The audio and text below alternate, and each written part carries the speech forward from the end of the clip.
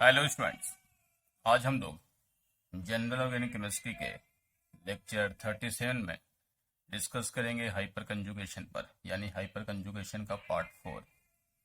आज हम लोग इस लेक्चर में देखेंगे सबसे पहले रेजोनेंस एनर्जी और उसके बाद हीट ऑफ कंबशन से रिलेटेड कुछ क्वेश्चंस देखेंगे। तो सबसे पहले शुरू करते हैं रेजोनेंस एनर्जी। अब देखिएगा, रेजोनेंस एनर्जी से पहले एक एग्जाम्पल मैंने लिखे हैं, उसको थोड़ा देख लें। 1, 2 और 3 ये एग्जाम्पल है और इसमें पूछा कि हीट ऑफ हाइड्रोजनेशन बताना। हीट ऑफ हाइड्रोजनेशन के लिए हमने दो रूल बताए थे। रूल नंबर 1 कि जितना ज़्यादा पाई बॉन्ड का नंबर बढ़ेगा उतना ज़्यादा हीट ऑफ हाइड्रोजनेशन बढ़ेगा। एक दूसरा केस ये बताया गया था कि हीट ऑफ हाइड्रोजनेशन जब देखना है तो उसके लिए आप स्टेबिलिटी चेक करें। जब number of pi bond same होगा तो वहाँ पे स्टेबिलिटी देखा गया था। ये दो तरीका था। यहाँ पर अगर आप हीट ऑफ हाइड्रोजनेशन की बात करें तो इस केस में आपके पास यहाँ पर आ जाएगा 3, 2 एंड 1, जबकि हीट ऑफ हाइड्रोजनेशन ऐसा नहीं है। हीट ऑफ हाइड्रोजनेशन का जो एक्चुअल ऑर्डर है 2, 3 एंड 1, यानी हीट ऑफ हाइड्रोजनेशन में यहाँ पर सबसे पहले 2 को रखा गया है, फिर 3 को, फिर 1 को। अब ये ऐसा कैसे हो गया? इनको समझने के लिए हम लोग को पहले रेजोनेंस एनर्जी समझना होगा और फिर हम लोग देखेंगे कि ऐसा कैसे हो गया या इसको कैसे कैलकुलेट करते हैं, वो पूरी चीज़ें हम लोग समझेंगे। तो सबसे पहले देखते हैं रेजोनेंस एनर्जी। देखिए, हम आपको बहुत सिंपल से शुरू करते हैं। Compound with delocalise electron is more stable than that in which electrons were localise. जैसे हम लोग को ये बताया गया कि रेजोनेटिंग स्ट्रक्चर और नॉन रेजोनेटिंग स्ट्रक्चर में, यानी जिसमें इलेक्ट्रॉन डिलोकलाइज हो रहे हों तो वो ज़्यादा स्टेबल है, और जिसमें इलेक्ट्रॉन एक जगह पर मौजूद है वो कम स्टेबल है, यानी कि जो डिलोकलाइज इलेक्ट्रॉन वाले कंपाउंड है वो ज़्यादा स्टेबल है। ये तो हम लोग ने पहले भी देखा हुआ रेजोनेंस में। यानी कि दूसरा पॉइंट है the extra stability a compound gains from having delocalise electron is called, ठीक है, इज कॉल्ड डिलोकलाइजेशन एनर्जी या रेजोनेंस एनर्जी। ये भी ठीक है। जैसे हम लोग को दिखाया गया था कि जब इलेक्ट्रॉन्स अगर डिलोकलाइज होता है यानी कंजुगेटेड होता तो वहाँ पर जो है कि वो केमिकल की एनर्जी जो होती है वो दूसरे के रेस्पेक्ट में कम होती है। यानी कि हम लोग वहाँ पर कह रहे हैं कि जितना ज़्यादा रेजोनेंस होगा, जितना ज़्यादा रेजोनेटिंग स्ट्रक्चर फॉर्म होगा, उतना ज़्यादा स्टेबिलिटी बढ़ेगी। यानी कि उसको हम लोग ने रेजोनेंस एनर्जी के नाम से जानते हैं। ये एक जनरल बात है जो कि हम लोग ने रेजोनेंस में अपनी बात, लेकिन हम आगे जो आपको समझाना चाह रहे हैं वो आप देखिएगा। यहाँ आपके लिए ये है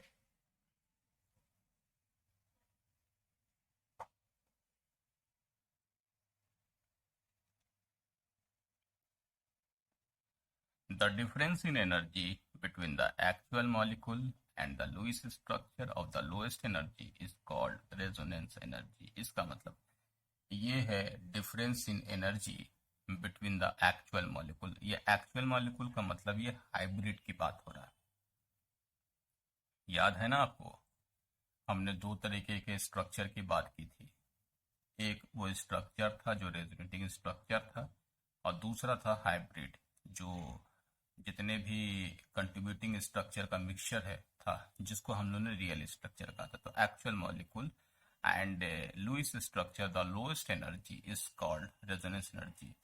Lewis energy of lowest energy का मतलब क्या है कि बहुत सारे कंट्रीब्यूटिंग स्ट्रक्चर में ऐसा कंट्रीब्यूटिंग स्ट्रक्चर जिसकी एनर्जी सबसे कम हो, यानी उन सब में सबसे लीस्ट एनर्जी वाला, यानी सबसे स्टेबल, सबसे स्टेबल कंट्रीब्यूटिंग जो है मोर कंट्रीब्यूटिंग रेजोनेटिंग स्ट्रक्चर, और जो हाइब्रिड है उनके बीच का जो डिफरेंस होता है ना, उसी को हम लोग कहते हैं रेजोनेंस एनर्जी। थोड़ा इस ग्राफ से देखते हैं। यहाँ देखा energy of most stable canonical structure, बहुत सारे कैनोनिकल स्ट्रक्चर जैसे हम लोग बनाते थे ना, तो उनमें से सबसे ज़्यादा स्टेबल और रेजोनेंस हाइब्रिड, उनके एनर्जी या उनका जो डिफरेंस है उसी को हम लोग यहाँ पर रेजोनेंस एनर्जी, देखिए पोटेंशियल एनर्जी का ग्राफ है, यहाँ पर रेजोनेंस हाइब्रिड को नीचे दिखाया गया है। तो रेजोनेंस हाइब्रिड मतलब ऑलरेडी आपको पता है कि रेजोनेंस हाइब्रिड क्या है, ये रियल स्ट्रक्चर है और ये एक्चुअल मॉलिक्यूल है, तो इसकी एनर्जी तो कंट्रीब्यूटिंग से कम होगी, तो रेजोनेंस हाइब्रिड को हम लोग नीचे रखा। ये है मोर कंट्रीब्यूटिंग रेजोनेटिंग स्ट्रक्चर, ये MCRS वही है। तो इनमें ये वाला फॉर्म, तो इनके बीच का जो डिफरेंस है, मोर कंट्रीब्यूटिंग रेजोनेटिंग स्ट्रक्चर और यहाँ पर आपके पास रेजोनेंस हाइब्रिड, तो इन दोनों के बीच का जो डिफरेंस है उसी से हम लोग रेजोनेंस एनर्जी निकालते हैं, या उनके डिफरेंस को हम लोग रेजोनेंस एनर्जी कहते हैं। यहाँ तक आप समझ गए। लेकिन आपके दिमाग में एक सवाल और आएगा। सवाल क्या आएगा कि जब हम लोग रेजोनेंस पढ़ रहे थे, तो रेजोनेंस के पढ़ने के टाइम आपको मैंने एक चीज बताया था कि resonating structures are imaginary and resonating hybrid is a real structure. तो रेजोनेटिंग स्ट्रक्चर को मैंने इमेजिनरी कहा था और रेजोनेटिंग हाइब्रिड को हम लोगों ने रियल स्ट्रक्चर कहा था। याद है ना वो? Resonance hybrid is a mixed structure for all the possible canonical structure, हम लोगों ने वो लिखा था। तो पहली बात तो ये है कि रेजोनेटिंग स्ट्रक्चर को हम लोगों ने क्या कहा था? Imaginary form. तो यहाँ पर देखिए क्या है कि कैसे ये चीज आ गया, उनको कैसे कैलकुलेट। तो आपको तो बता दें कि इस चीजों को कैलकुलेट करने के लिए हम लोग क्या यूज करेंगे, उसी का हम लोग, तो वो हम लोग को कुछ डेटा हम लोग के पास होगा, यानी कि वो डेटा हीट ऑफ हाइड्रोजनेशन का, उसके बेस पर हम यहाँ पर रेजोनेंस एनर्जी कैलकुलेट करने वाले हैं।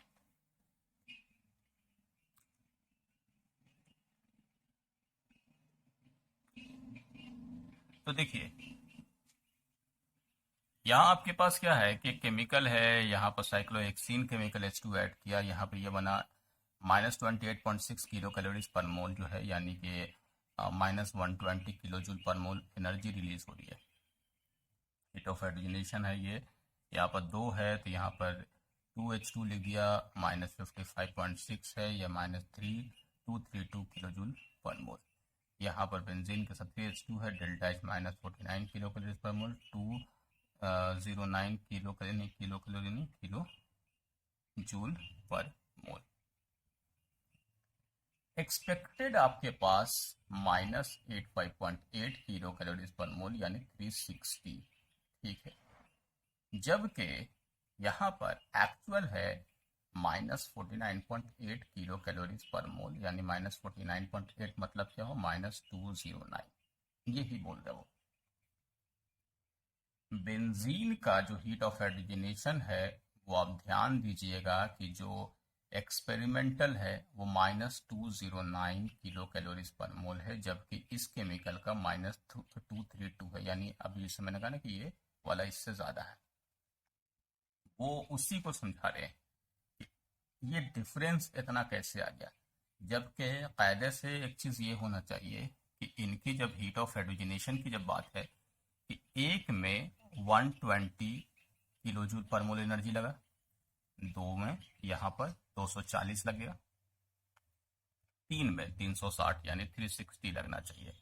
लेकिन यहाँ पर 360 की जगह पर 209 लग रहा है, 209 रिलीज हो रहा, यानी रिलीज एनर्जी पहले वाले में 120 है तो दूसरे वाले में 240 होगा, और तीसरे वाले में जो नॉर्मल कैलकुलेशन है, जो हम लोग कहते हैं थ्योरेटिकल कैलकुलेशन, तो नॉर्मल कैलकुलेशन हम लोग का ऐसा होना चाहिए था जिसमें आपको एक एक पाई बॉन्ड से 120 एनर्जी रिलीज बढ़नी चाहिए। ऐसा यहाँ पर देखने को नहीं मिल रहा। तो वो कैलकुलेट यहाँ पर जो किया कि जो एनर्जी यहाँ पर आपको कम दिख रही है वो कहाँ पर गई, यानी कहाँ पर कंज्यूम हो गई, ऐसा क्या हो गया। तो वो केस ही रेजोनेंस एनर्जी का ही है, यानी कि कितना डिफरेंस आपको वहां पर आ रहा है, वो सारी एनर्जी को हम लोग रेजोनेंस एनर्जी में काउंट करके देखते हैं, यानी कि आपको यहाँ पर आगे और ले चलते हैं। देखिए, energy difference between the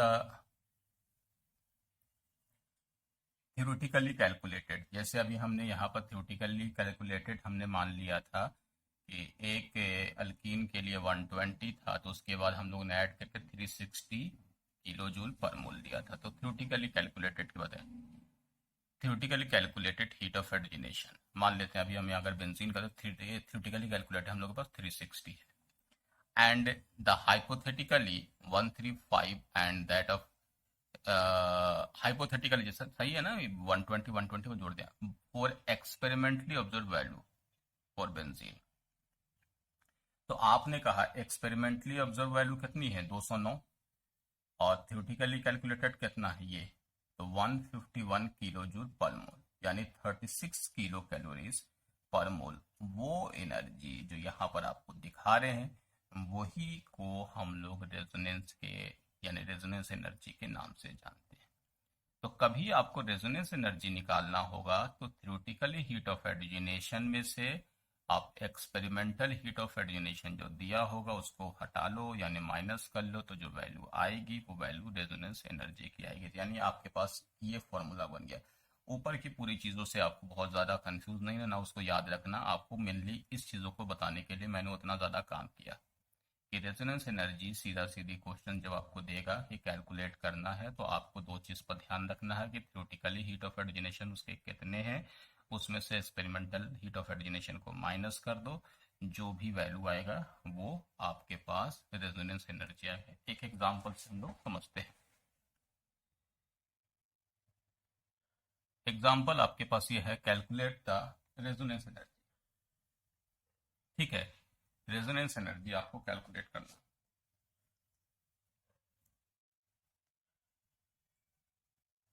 of anthracene, ये है एंथ्रासीन।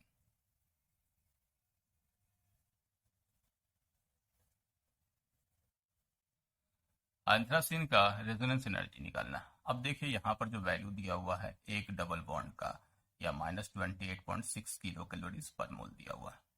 ठीक है, और इसका जो हो H2 ऐड करने के बाद यहाँ पर जो ये मॉलिक्यूल बना है, तो डेल्टा H -116.2 किलो कैलोरीज पर मोल। ये क्या है, ये है एक्सपेरिमेंटल वैल्यू, है ना। तो एक्सपेरिमेंटली आपको तो पता है कि इतनी एनर्जी रिलीज होगी। अब यहाँ पर सबसे पहले हम लोग को theoretical heat of hydrogenation minus experimental करेंगे, तो हम लोग के पास वैल्यू क्या आ जाएगा, तो वो वैल्यू रेजोनेंस एनर्जी का आ जाएगा। तो सबसे पहले इसको हम ऐसे बना लें ताकि आपको पाई बॉन्ड दिख जाए कि कितने पाई बॉन्ड।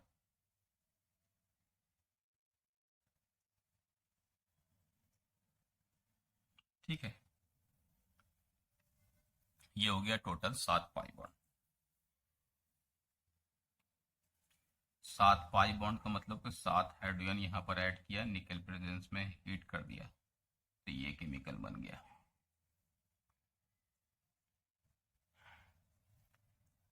अब थ्योरेटिकली कैलकुलेट करते हैं डेल्टा एच की वैल्यू। तो थ्योरेटिकल डेल्टा एच कैसे निकालोगे, एक के लिए -28.6 है, तो 7 के लिए कितना होगा, 7 इंटू -28.6, है ना। तो यहाँ आ जाएगा -202 किलो कैलोरी पर मोल। समझ रहे हो कि एंथ्रासीन का अगर थ्योरेटिकली वैल्यू आनी चाहिए वो ये आनी चाहिए हीट ऑफ एडिजिनेशन की, जबकि एक्सपेरिमेंटल वैल्यू इसकी इतनी है। तो इनमें से इनको माइनस कर दो, वो वैल्यू जो आएगी, इसलिए तो रेजोनेंस एनर्जी कितना हो गया, तो रेजोनेंस एनर्जी ये वैल्यू और इस वैल्यू का डिफरेंस, ये वैल्यू आ जाएगा 84।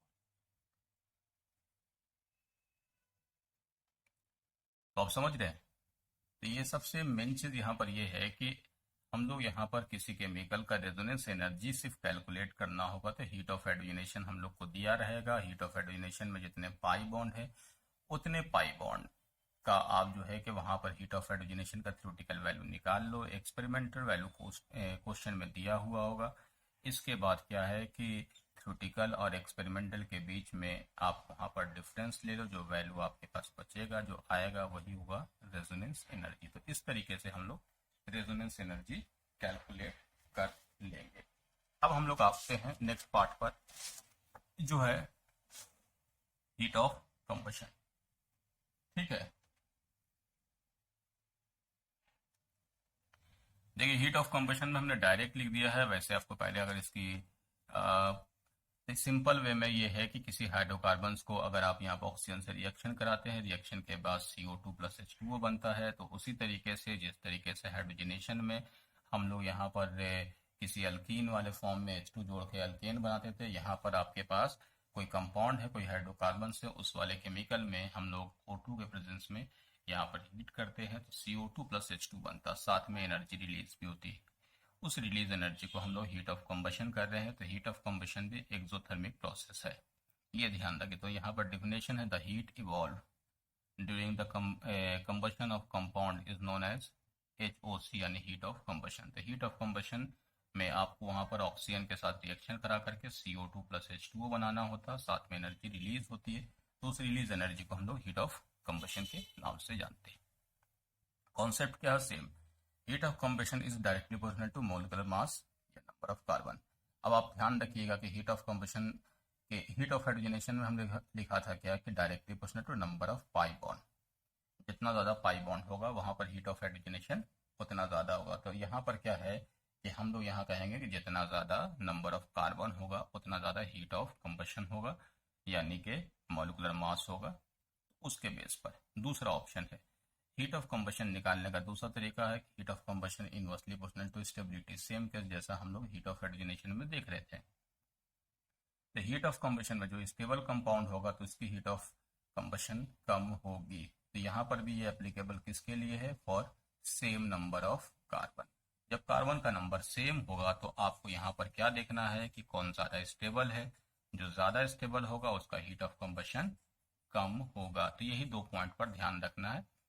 सिंपल, सबसे पहले नंबर ऑफ कार्बन के बढ़ने पर हीट ऑफ कंबशन बढ़ेगा, एक काम। नंबर 2, अगर नंबर ऑफ कार्बन इंक्रीज होते नंबर ऑफ कार्बन सेम होते हैं लेकिन अगर उनकी स्टेबिलिटी अलग अलग है तो हीट ऑफ कंबशन उसी के अकॉर्डिंग हम लोग निकाल लेंगे। ठीक है, तो स्टेबिलिटी ज़्यादा तो हीट ऑफ कंबशन कम। चलो क्वेश्चन से शुरू करते हैं। फर्स्ट क्वेश्चन में हीट ऑफ कंबशन अगर हम लोग देखें तो बताइए यहाँ पर क्या होगा? 1 2 3, तो यहाँ पर नंबर ऑफ कार्बन बढ़ रहे हैं, तो नंबर ऑफ कार्बन बढ़ने से हीट ऑफ कंबशन क्या होगा? 3 2 एंड 1। तो ये हो गया क्वेश्चन नंबर 1। यहाँ पर भी देखिए नंबर ऑफ कार्बन 1 2 3 4 5 6 कार्बन, या 1 2 3 4 5 कार्बन, या 1 2 3 4 कार्बन। नंबर ऑफ कार्बन के बढ़ने से हीट ऑफ कंबशन बढ़ेगा, तो यहाँ पर भी 1 2 एंड 3। यहाँ भी देखिएगा या 3 कार्बन 4 कार्बन 5 कार्बन 6 कार्बन। तो हीट ऑफ कंबशन के लिए सिंपल क्या कर सकते हैं हम लोग? या 4 3 2 एंड 1, ये हुआ तरीका। तो हीट ऑफ कंबशन के लिए अभी हमने जो 3 क्वेश्चन ऊपर के बनाए हैं उनमें सबसे पहले मैंने कहा है कि जब कार्बन के नंबर डिफरेंट होंगे तो कार्बन के नंबर बढ़ने से हीट ऑफ कंबशन की वैल्यू बढ़ेगी। तो यहाँ पर हीट ऑफ कंबशन हम लोग ने इस तरह से करना है। लेकिन एक बात और है, हीट ऑफ में अगर हम लोग के पास यहाँ पर क्वेश्चन ऐसे आ जाए, ठीक है, ऐसे HOC पर CH2 यूनिट पर CH2 unit heat of combustion. अब CH2 यूनिट के यानी कि एक एक कार्बन, जैसे यहाँ पर है कार्बन के अकॉर्डिंग हम इसमें भी एक CH2 को ले लें, यानी एक CH2 यूनिट, या भी एक CH2, यहाँ भी एक CH2, यहाँ भी एक CH2। तो CH2 यूनिट के अकॉर्डिंग हीट ऑफ कंबशन बोलेंगे तो वहां पर अब जो है आपके लिए मैटर करेगा यहाँ पर इसकी स्टेबिलिटी, क्योंकि तो ये हाईली अनस्टेबल है। जब अनस्टेबल है और हम लोग एक एक कंपेयर कर रहे हैं तो उस केस में ये अनस्टेबल है तो इसका हीट ऑफ कंबशन ज़्यादा होगा, ये थोड़ा स्टेबल है इसका थोड़ा कम। ठीक है ना, पहले इसका फिर इसका फिर इसका फिर इसका, ये सबसे ज़्यादा स्टेबल है तो इसलिए हीट ऑफ कंबशन इसका कम होगा। ध्यान रखिएगा जब हम एक यूनिट की बात कर रहे होंगे तो वहां पर हम लोग स्टेबिलिटी लगाएंगे, लेकिन एक जनरल ट्रेंड पूछा जाए कि हीट ऑफ कंबशन तो यहाँ पर 6 कार्बन, यहाँ पर 3 कार्बन, तो ऑब्वियस है कि CH2 का यूनिट यहाँ पर ज़्यादा है तो एनर्जी रिलीज यहाँ पर ज़्यादा हो गया होगा। लेकिन जब सिर्फ लिखा हीट ऑफ कंबशन पर CH2 यूनिट तो यहाँ पर हम लोग स्टेबिलिटी में ये तो मालूम है कि 3 वाला जो है स्टेरिक स्ट्रेन की वजह से ये काफ़ी ज़्यादा अनस्टेबल है, तो उस केस में हम लोग हीट ऑफ कंबशन का ऑर्डर क्या है 1 2 3 एंड 4। ये दो बातें अलग अलग आपसे क्वेश्चन में वो उस तरीके से पूछेगा। नेक्स्ट में आइए, अब ये क्वेश्चन देखिएगा हीट ऑफ कंबशन का, क्वेश्चन नंबर 4। यहाँ पर सबसे पहले अल्फा देखिएगा 2 4 6 8, क्योंकि यहाँ पर नंबर ऑफ कार्बन, ये नंबर ऑफ कार्बन भी सेम है।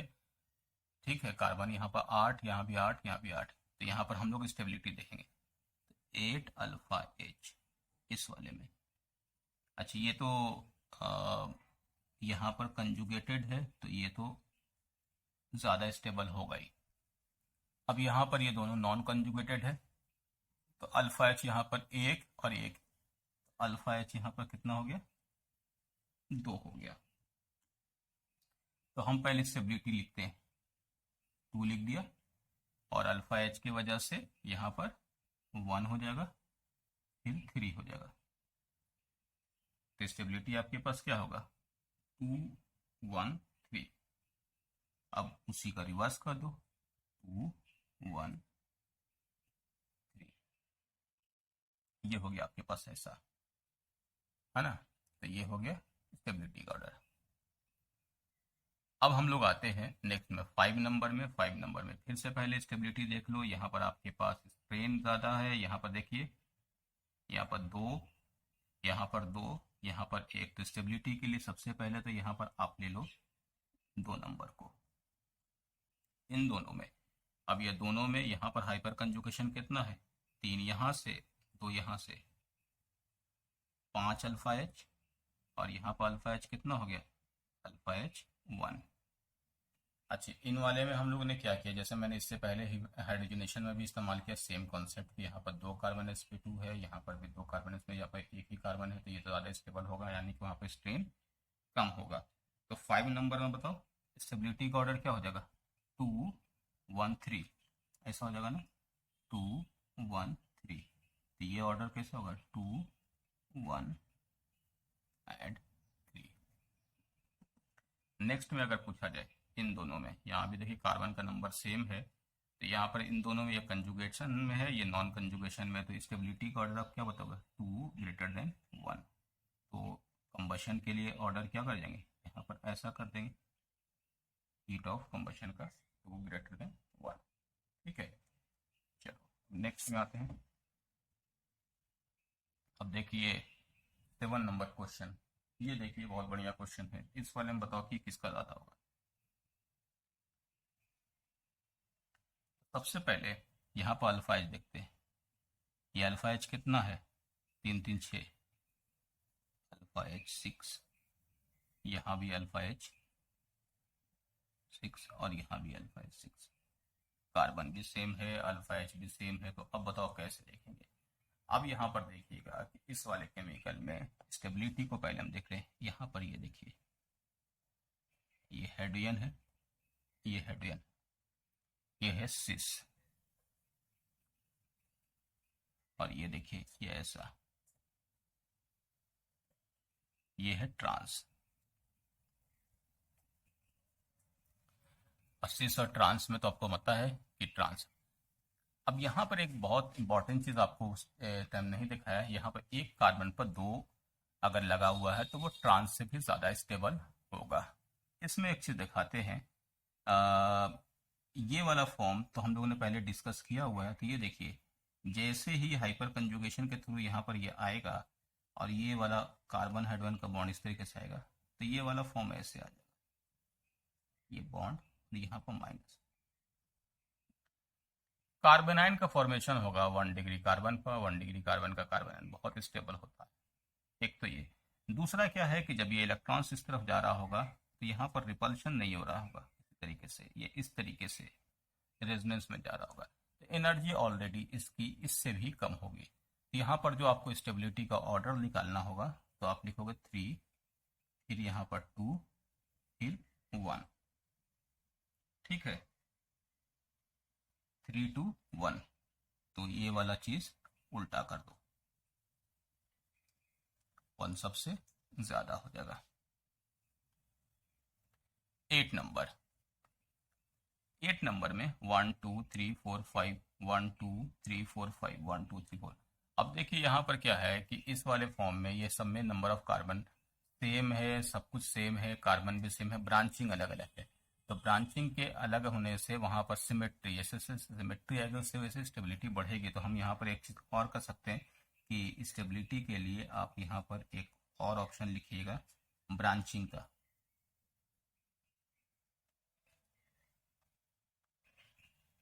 स्टेबिलिटी का ये लिखो ना, हीट ऑफ कंबशन, जो हम लोग यहाँ पर स्टेबिलिटी लिख रहे थे ही सेम कैसे। तो जितना ज़्यादा ब्रांचिंग बढ़ेगा वहाँ पर उतनी ज़्यादा स्टेबिलिटी बढ़ेगी। तो हीट ऑफ कंबशन के लिए एक और है जो मैंने वहाँ पर लिखा था कि अगर वहाँ पर कोई और फॉर्म है तो ये एक ही बात मैंने वहाँ पर आपके पास फॉर्मूला में ये लिखा। तो हीट ऑफ कंबशन के लिए आपके पास ब्रांचिंग के बढ़ने से स्टेबिलिटी बढ़ेगा। तो स्टेबिलिटी के पॉइंट ऑफ व्यू से आप यहाँ पर ले लीजिए 3 2 एंड 1, तो यहाँ हो जाएगा 3 2 एंड 1। तो 8 नंबर में क्या हो जाएगा 3 2 1 1 2 3। ये हो गया आपके पास हीट ऑफ कंबशन। अब इस वाले में बताओ, इस वाले में किसका ज्यादा होगा?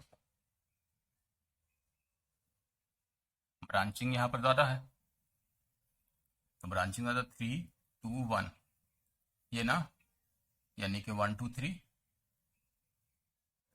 इसके अकॉर्डिंग यही होगा ना। लेकिन एक बात और, 1 2 3 4 5 6 7, 7 कार्बन, 1 2 3 4 5 6 7 8, 8 कार्बन है। 1 2 3 4 5 6, 6 कार्बन है। ध्यान दीजिएगा, ब्रांचिंग वहां पर मैंने जो पिछले क्वेश्चन में लगाया था वहां तब लगाया था जब नंबर ऑफ कार्बन सेम था।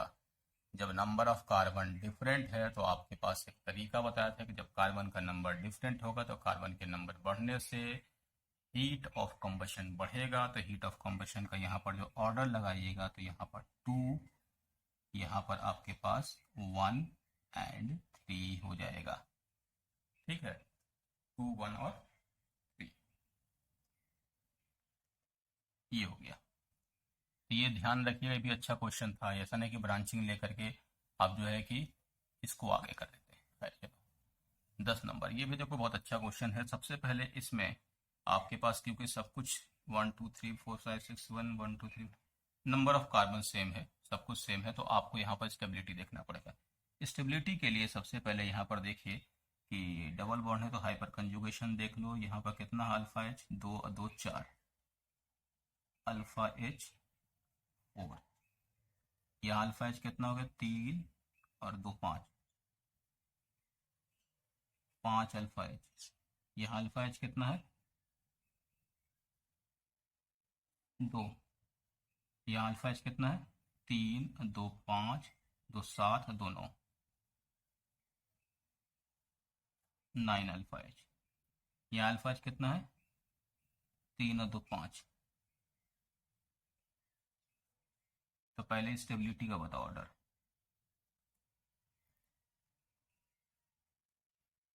स्टेबिलिटी का ऑर्डर बताओ। 9 अल्फा एच है तो यानी सबसे पहले 4 आ जाएगा। 9 के बाद अब कहाँ 4 है, 5 है, अच्छा 5 में 2 है, हाँ 5 में 2 है, यानी कि अब देखिए ये और ये हेड वन देखिए अपोजिट है और ये हेड वन सेम है, तो ये 6 है और ये ट्रांस है। The trans it is more stable than 6, तो यहाँ पर हो जाएगा 3, फिर कौन सा हो जाएगा 1, तो ये हो गया पहले 9, फिर उसके बाद ट्रांस वाला 5 अल्फा एच, फिर 6 वाला, फिर उसके बाद 4 वाला, यानी कि 5 ले लिया और फिर ले लेंगे 2, ठीक है, तो 4 हो जाएगा 3, 1, 5 एंड 2, तो ये हो गया आपके पास स्टेबिलिटी का। तो हीट ऑफ, यहाँ पर कंबशन उल्टा कर लो, 4, 3, 1, 5 एंड ये हो गया हीट ऑफ कंबशन का क्वेश्चन, ठीक है। तो देखा हम लोगों ने किस तरीके से हीट ऑफ कंबशन हम लोग कैसे कैलकुलेट कर रहे हैं, वो हम लोगों ने आज कुछ क्वेश्चन देखा। तो ठीक है, आज के लेक्चर में इतना ही। नेक्स्ट लेक्चर में हम लोग आगे कुछ और पार्ट पर डिस्कस करेंगे, ठीक है। Okay, thank you.